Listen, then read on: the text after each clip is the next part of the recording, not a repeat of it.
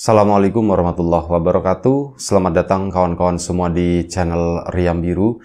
Terima kasih banyak untuk kawan-kawan semua yang sudah berkenan hadir di channel ini.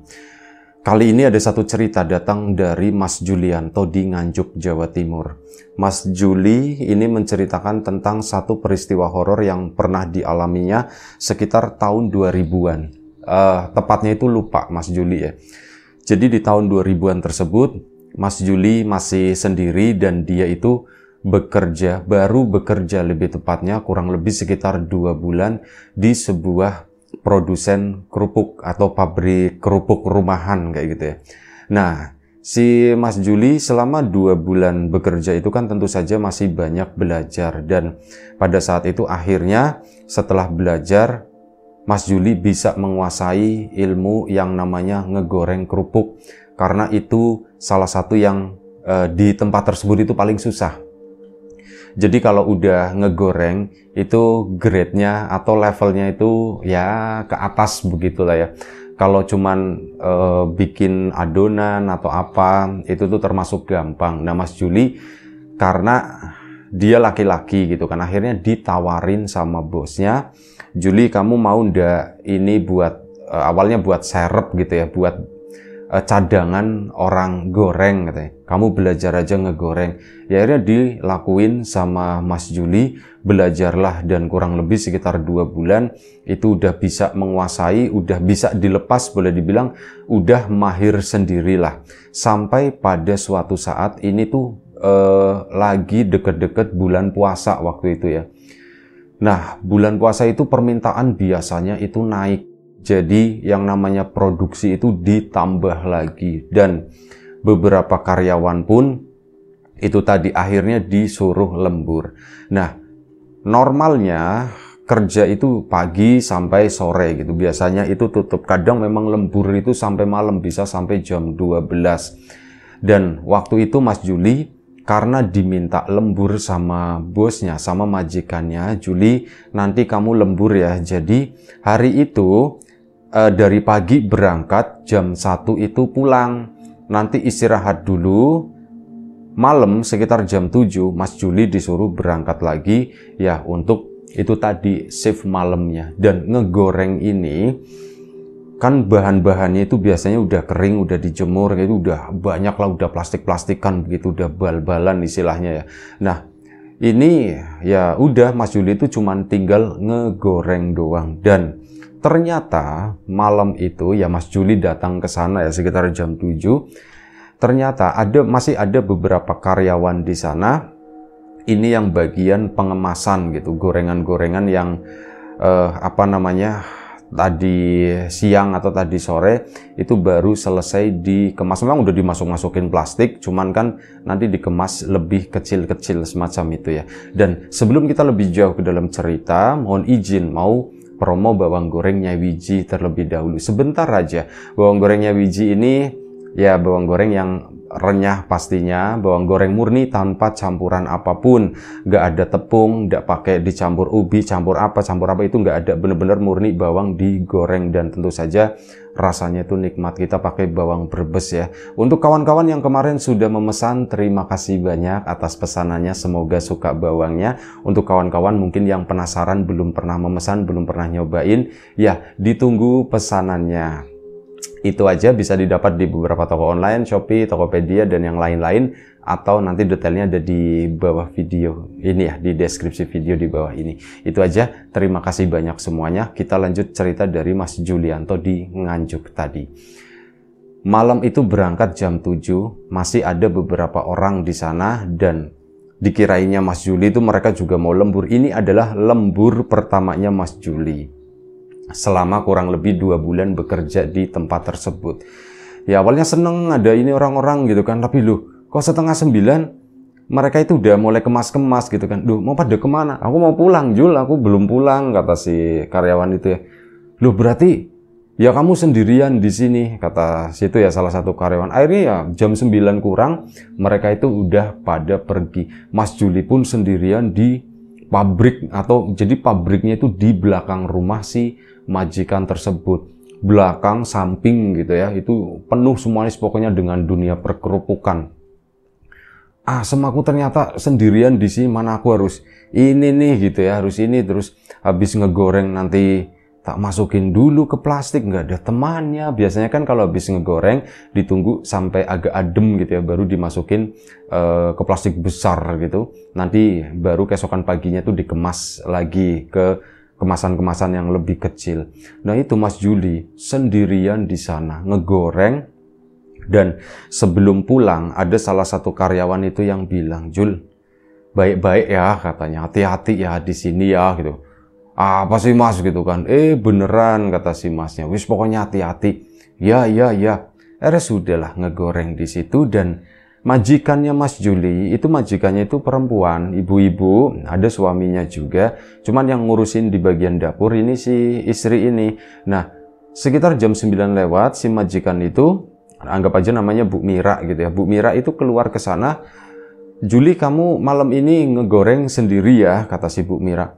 "Iya Bu, baik Bu," kata si Bu Mira. Si Mas Julinya jawab seperti itu, dan ya dikira Bu Mira mau balik atau gimana. Ternyata Bu Mira itu datang ke situ, mendekat ke arah Mas Juli, dan dia tuh ngomong, "Jul, nanti kalau malam misal kamu lihat apa-apa, kamu ndak usah cerita-cerita ya." Ngomong begitu. Mas Juli kan tambah, "Emang ngelihat apa Bu?" "Ya wis pokoknya ngelihat apapun," gitu kata si ibu. "Jangan cerita-cerita," kata si ibu tadi. Baik Bu, baik Bu." Ngomong seperti itu, udah kayak gitu si Bu Mira pun masuk ke dalam rumah lagi. Kan Mas Julinya jadi kepikiran, ini maksudnya gimana ya, aku ngelihat apa-apa di sini angker, apa ada setannya atau gimana gitu. Ini pengalaman pertamaku, dan aku nggak banyak dapat cerita juga dari yang lain. Cuman memang tadi salah satu karyawan itu bilang begitu, aku disuruh hati-hati. Wah, makin gak tenang Mas Juli kan. Ini gimana gitu ya. Udah gitu, si majikan tadi, ini tempat ngegoreng kan tempatnya ya di situ-situ aja gitu ya. Tepat di belakang rumah. Nah ini yang di bagian samping rumah sampai agak sedikit ke belakang, lampunya dimatiin sama si, matinya kan dari dalam gitu. Trak. Duh, kok mati bagian situ gelap. Cuman di Mas Juli doang yang lagi ngegoreng itu masih terang di situ. Ya wis udahlah, pasrah aja. Jam 12 aku pulang gitu kan. Bentar lagi artinya, pikirnya Mas Juli. Dia pun ngegoreng dan aku ngabisin kerupuk ini. Udah fokus ngegoreng, jangan sampai salah, jangan sampai gosong, gawat soalnya gitu kan.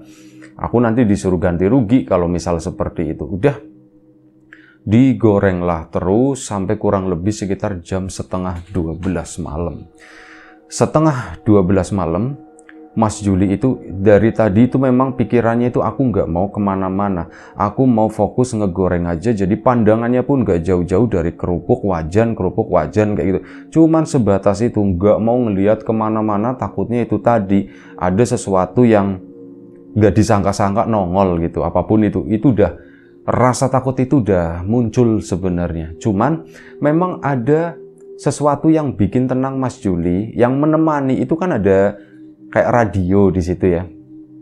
Radio kan dihidupin, lumayan lah menemani. Tapi kebanyakan radio itu ya kayak gitu, giliran didengerin, tahu-tahu apalagi udah mau tengah malam gitu ya. Tahu-tahu siarannya habis, ya harus dipindah lagi kayak gitu terus sampai akhirnya radio yang terakhir didengerin sama Mas Juli, karena dari tadi ini udah habis gitu ya. Akhirnya itu pun habis, dan Mas Juli pikir bentar lagi juga selesai. Udahlah, aku nggak mau ngurusin radio gitu kan. Udah hening lah, nggak ada suara, cuman ada suara itu dari radio, itu pun pelan. Rasanya tuh hening banget gitu. Cuman sama suara kompor gitu ya. Nah, dan akhirnya apa? Di gorengan yang terakhir, ini udah hampir jam 12, mungkin kurang seperempat lah.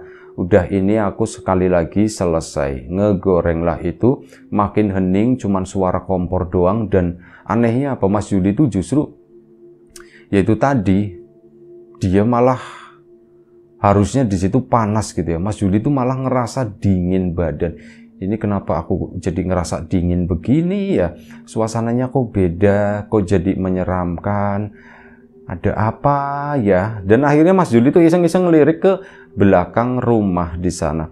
Nah, begitu ngelirik ke belakang rumah, Mas Juli itu melihat majikannya atau Bu Mira itu lagi duduk di sana di belakang rumah, cuman dengan kondisi yang aneh, kata si Mas Juli. Jadi Bu Mira itu cuman pakai kemben, pakai kain batik-batik begitu loh.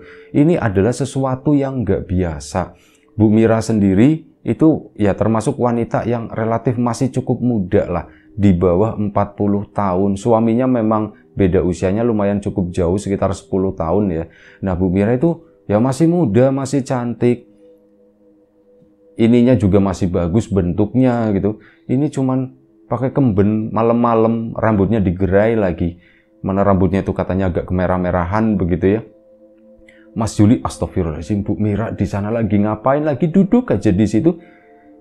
Ya Mas Juli jadi gimana gitu ya, perasaan itu jadi nggak enak atau apa. Udah, aku fokus selesaiin. Begitu udah selesai, ya Mas Juli sambil ngelirik ke sana gitu kan. Dan ternyata Bu Mira itu ngelihatin Mas Juli, ngelihatin terus. Mas Julinya pun salah tingkah gitu ya. Begini tapi nggak berani menyapa Bu atau apa, cuma nunduk-nunduk begitu doang. Dan akhirnya sudah selesai. Begitu selesai, Mas Juli itu deg-degan banget. Kenapa? Karena Bu Mira berdiri dan dia itu berjalan pelan banget ini menuju ke arahnya Mas Juli. Bu Mira kesini mau ngapain ya? Mas Juli pun akhirnya berhenti kan naruh ininya, terus ngadepin badannya ke arah Bu Mira, barangkali mau ngobrol atau mau apa. Ternyata enggak. Bu Mira itu cuman ngelewatin Mas Juli doang ya, sambil senyum manis banget katanya gitu. Cuman ya ini majikan bagaimanapun juga.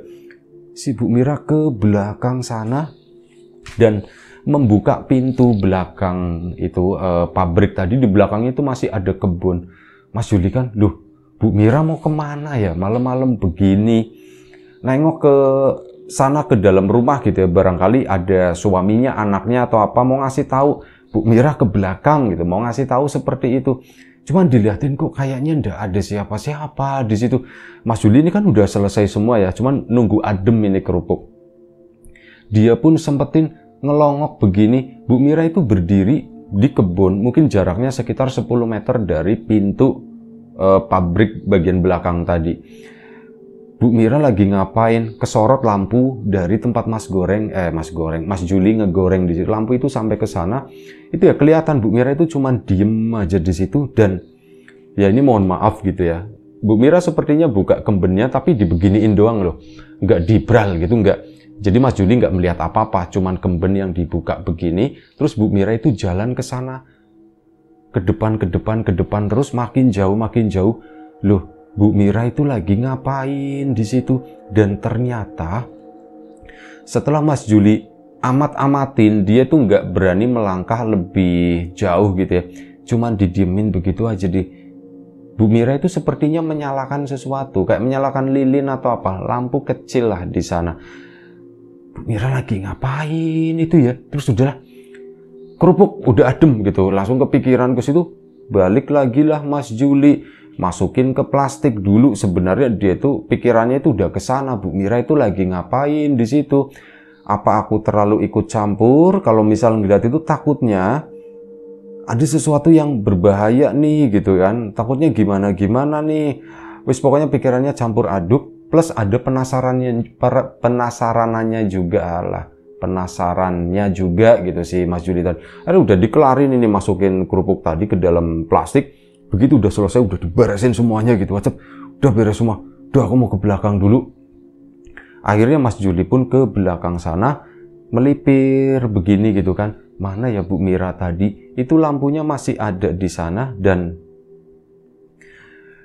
di situ Mas Juli melihat Bu Mira lagi terduduk. Dan mohon maaf, yang kemben tadi nutup sampai atas, ini cuma nutup sampai bawah doang, tapi posisinya lagi duduk di atas kakinya begini. Mas Juli dari belakang gitu, jadi kelihatan punggungnya gitu ya. Nah, di depan Bu Mira itu ada satu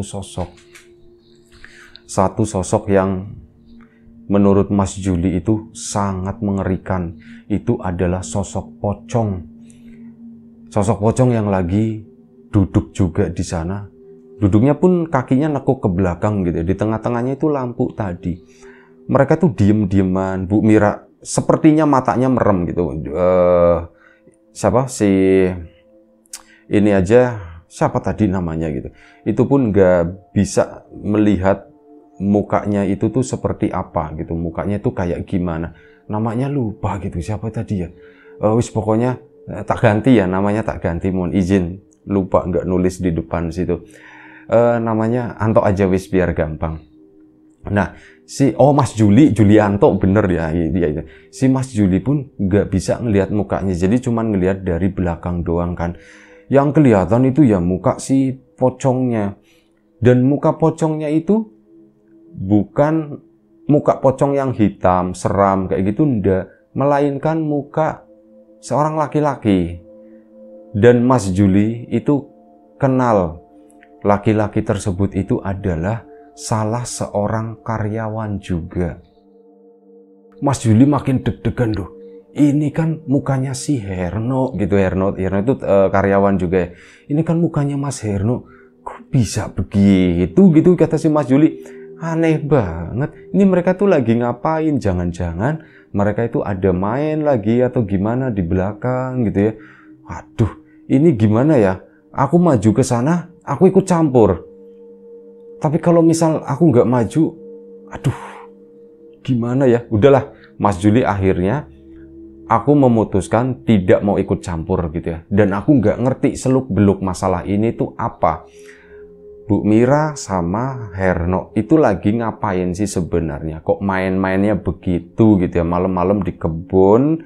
Si Herno-nya pakai pocongan, Bu Miranya pakainya begitu doang. Udah. Meskipun aku penasaran banget sebenarnya, pengen ngelihatnya tuh dari sini, mending aku dibelakangin sama pocong daripada ngelihat mukanya si Herno gitu kan, mending ngelihat depannya Bu Mira pikirnya. Tapi udah, aku pulang, aku udah capek juga. Mas Juli pun masuk lagi, ditutup. Aduh, ini kalau tak kunci, Bu Mira kan di belakang sana ya. Gimana ya nanti dia masuk, kasihan dia nggak bisa masuk. Mas Juli pun bingung, aku kalau misal ke sana ya itu tadi aku nggak berani. Akhirnya apa? Alis udahlah, tak tungguin aja di sini. Akhirnya ditunggulah di situ kan. Nah, begitu ditunggu lama, mungkin sekitar jam 12:30 pagi, pintu belakang itu tuh dibuka, pintu belakang rumah, dan di situ keluar suaminya Bu Mira. Loh, Juli, kamu lagi ngapain? Kaget bukan main kan si Mas Julinya. Astagfirullahaladzim, Pak. Kaget saya, Pak, gitu. Loh, kamu lagi ngapain? Kamu belum pulang, Jul? Belum, Pak. Ini aku masih nunggu pintu, Pak. Pintu apa? Pak, pintu belakang gitu kan, pintu. Loh, emang kenapa pintu belakangnya? Kenapa nggak ditutup, nggak dikunci aja? Terus habis itu kan kamu pulang, kamu istirahat, Jul. Kamu kan besok bisa berangkat lagi, kata si bapaknya tadi. Iya, Pak, cuman Mas Juli mau ngomong nggak enak gitu ya. Cuman gimana ya, kata situ ya. Gimana apanya? Pak. Aduh, nuwun sewu, Pak. Terpaksa gitu kan diomongin sama Mas Juli. Pak, saya nunggu Bu Mira, katanya. Kamu nunggu Bu Mira apaan? Bu Mira tadi ke belakang sana, Pak. Dan belum masuk. Mas Juli nggak ngomongin ya di sana tuh lagi ngapain. Belum masuk, Pak. Jadi saya tungguin. Nanti kalau misal pintunya tak tutup grep, kasihan nanti Bu Miranya nggak bisa masuk gitu. Wah, kamu ngaco, katanya begitu kan. Kamu ngaco. Beneran, Pak. Tadi saya lihat Bu Mira, intinya begitu. Dia itu ke belakang, tapi Mas Juli nggak cerita secara detail gitu ya. Karena nggak enak gitu kan. Nanti takutnya suaminya ngamuk-ngamuk atau gimana. Dan nggak lama setelah itu, Bu Mira itu keluar dari dalam rumah. Truk. Loh, Juli belum berangkat. Dan mukanya Bu Mira itu kayak muka baru bangun banget gitu ya. Mukanya tuh, matanya tuh kayak mata berat. Kamu kok belum pulang gitu kata itu. Bu Mira gitu, karena ini si suaminya akhirnya kan ngomong, ini si Juli katanya ngelihat kamu ke belakang sana. Hah? Ngelihat ke belakang? Kapan, Jul? Kata situ kan. Tadi, Bu, jam 12 kurang katanya begitu. Hah, jam 12 kurang? Aku ke belakang, kata si Bu Miranya. Bingung juga dia. Iya, Bu. Gimana? Akhirnya disuruh ceritakan sama suaminya. Pak, tadi aku lihat Bu Mira, tapi bagian pakaian itu nggak diceritakan ya. Tiba-tiba, loh kok Bu Mira duduk di situ? Terus udah saya kan lagi ngegoreng kan, tak terusin, terus Bu Mira jalan ke belakang ke sana, buka pintu, terus ya udah Pak, tak longok begini. Waktu itu saya kan udah selesai, tak liatin loh Bu Mira kok di belakang sana, terus di depannya ada pocong, katanya begitu. Di depannya ada pocong, Jul, yang bener Jul, kata si itu kan. Kata Bu Miranya juga bingung. Terus gimana? Ya udah saya tungguin di sini, nungguin Bu Mira masuk. Saya nggak enak kalau misal tak kunci gitu kan. Nah di situ akhirnya apa? Suaminya Bu Mira pun cerita, Jul, kayaknya yang kamu lihat itu salah deh. Itu bukan istri saya, katanya begitu. Iya mungkin ya Pak ya, tapi saya tuh melihatnya itu Bu Mira Pak gitu. Itu jelas-jelas banget Bu Mira. Ya enggak, orang dari 11:30 kita itu masih melek. Kita itu masih di kamar. Ya kamu tahu sendirilah gitu, nggak usah tak ceritain. Jadi begitu gitu. Bu Mira sama suaminya itu memang lagi jogging gitu ya, lagi olahraga malam itu 11:30. Ya nggak mungkin lah kalau misal Bu Mira keluar seperti itu ya, karena saksinya suaminya sendiri, nggak mungkin Jul. Ya itu ya kali ya Pak, mungkin saya salah lihat ya Pak ya. Dan kan Juli, aku itu udah bilang tadi gitu kan. Oh yang itu Bu, iya. Ini Pak aku udah bilang, Juli kalau kamu misal di sini ngelihat yang aneh-aneh, udah kamu nggak usah cerita-cerita. Ini nanti juga nggak usah diceritain ke anak-anak yang lain ya, katanya begitu. Oh baik Bu, baik Bu. Nah di situ udah plong begitu ya, setidaknya itu tuh bukan Bu Mira, itu tuh siapa? Wis pokoknya aku lebih seneng itu tuh setan gitu ya, daripada itu Bu Mira yang melakukan hal seperti itu. Dan akhirnya Mas Juli pun permisi, dan sebelum permisi dikasih uang sama Bu Mira. Juli, ini buat beli rokok, katanya dikasih 200.000. Bu, ini banyak banget Bu. Sudah ndak apa-apa gitu kan, rezeki kamu. Makasih ya Bu, ya makasih. Akhirnya pulanglah Mas Juli sambil terus berpikir, itu tuh siapa sebenarnya gitu ya, itu apa hubungannya sama Herno gitu kan. Pikirannya mulai ke mana-mana tapi nggak menemukan solusi apapun. Akhirnya tidurlah di rumah kan. Mas Juli berangkat itu agak lumayan cukup siang, sekitar jam 10. Datanglah ke situ, ya ketemu sama Herno gitu. Herno di sana, dan Herno itu baik-baik aja, ya enggak yang bagaimana gitu, enggak, dia itu baik-baik aja. Cuman Mas Juli itu semenjak itu dia merasa Herno itu sering ngelirik, sering ngelihat ke arahnya Mas Juli. Rasanya itu kan ndak enak, mau ngomong juga ndak berani. Herno itu lebih senior dan dia itu kedudukannya juga lebih tinggi dari seorang goreng gitu ya. Dia itu di kayak semacam bagian pemasaran dan sebagainya. Di situ aku ngerasa nggak enak banget ya. Aku ngerasa kayak Herno itu ngerti kejadian semalam tadi, tapi ya itu tadi Bu Mira bilang pun diam-diam aja. Ya udahlah, ujung-ujungnya kalaupun memang benar terjadi, ya ada sesuatu antara Bu Mira sama Herno. Tapi aku nggak mau ikut campur masalah itu. Toh hal itu juga ditepis sama suaminya semalam kan. Katanya mereka olahraga bareng. Ya jadi aku nggak ngerti lah gitu, kata si ini. Akhirnya sudah. Si Mas Juli pun hari itu kerja selesai pulang. Dan dia itu coba bertemu dengan kakeknya Mas Juli. Karena bingung gitu ya, dan kesana cerita semua sama kakeknya, Mbah, aku di tempat kerjaan itu mengalami begini, diceritakan semuanya. Kakeknya pun bertanya secara detail ya, ininya gimana, terus gimana, itu dijawab detail juga. Yang tadinya belum diceritakan sama Mas Juli, detailnya disampaikan begini, Mbah. Wah, itu tuh Herno, berarti Herno teman kamu itu, dia punya niat tidak baik ke majikan kamu.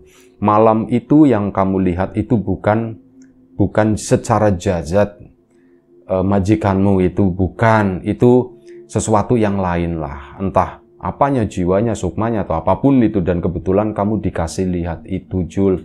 Ya, si Herno itu berusaha mengambil itunya. Kamu tahu pengasihan kan? Iya Mbah, yang buat kayak pelet-pelet begitu kan? Betul banget. Kasihan itu majikan kamu itu lagi mau dipelet sama karyawannya sendiri, si Herno, katanya. Loh Mbah, Tapi begitu kan nggak ada buktinya Mbah. Memang betul nggak ada buktinya, makanya kamu mau nolongin ndak gitu. Ya aku mau nolongin sih Mbah, cuman aku ndak mau terlibat nanti langsung terlalu ke dalam sana gitu ya. Ya sudah, begini aja. Sebentar ya, kata si Mbah gitu, sebentar. Kamu cari garam di belakang sana. Akhirnya dicariin garam yang kerosok gitu, yang kasar.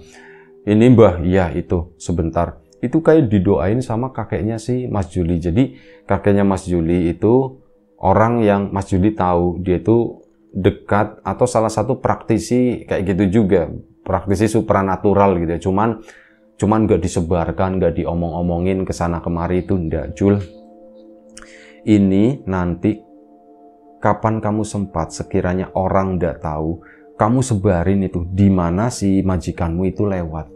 Itu di depan pintu belakang kan kamu bilang, terus yang bagian luarnya itu juga disebarin biar dia tuh nggak bisa keluar dari sini. Pak, ini aku perlu ngomong sama majikanku. Nggak usah, katanya begitu. Kamu diem aja lah. Sambil itu tadi kamu sering baca-baca doa di sana, kamu sambil goreng kan, kamu baca aja surat ini di situ terus menerus kayak gitu, minta doa keselamatan untuk majikanmu. Bagaimanapun juga ya, mereka majikanmu orang baik yang sudah mempekerjakan kamu di sana, berbagi rezeki dan yang lain-lain.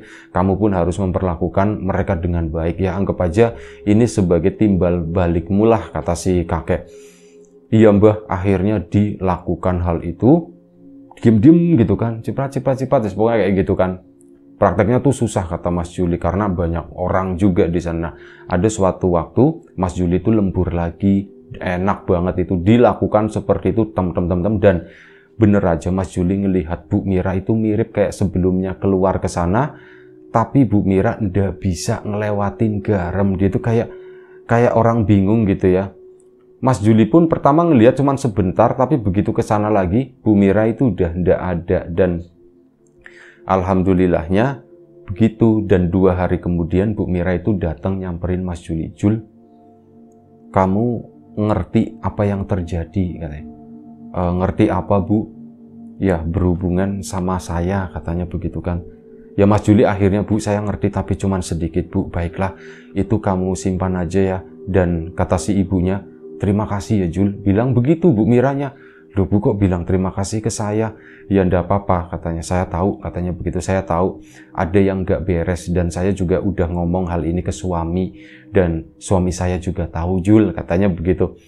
Oh baik Bu, kalau begitu Bu. Ya makasih ya Jul ya, terima kasih ya, katanya begitu.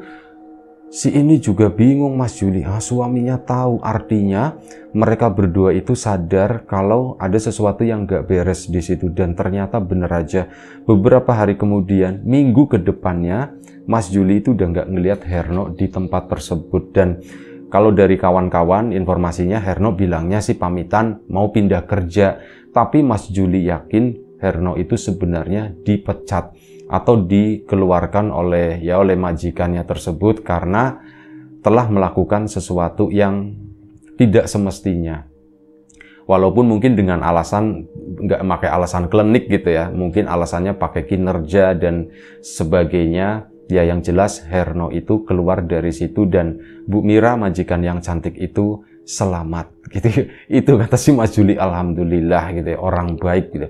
Dan itu aja ceritanya. Terima kasih banyak kawan-kawan di rumah, juga terima kasih banyak atas support dan dukungannya. Apapun itu, kawan-kawan subscriber, kawan-kawan membership, kawan-kawan yang udah kasih support dalam bentuk super thanks ke Riam Biru, terima kasih banyak. Kawan-kawan yang udah ngasih like, udah nge-share ke yang lainnya, kawan-kawan yang udah ninggalin komentar juga terima kasih banyak. Kawan-kawan yang sudah memesan bawang gorengnya biji, tentu saja terima kasih banyak. Semoga semua kebaikan-kebaikan itu nanti dikembalikan lagi ke kawan-kawan semua menjadi sesuatu yang lebih besar, sesuatu yang lebih berarti, sesuatu yang lebih bermanfaat lagi nantinya.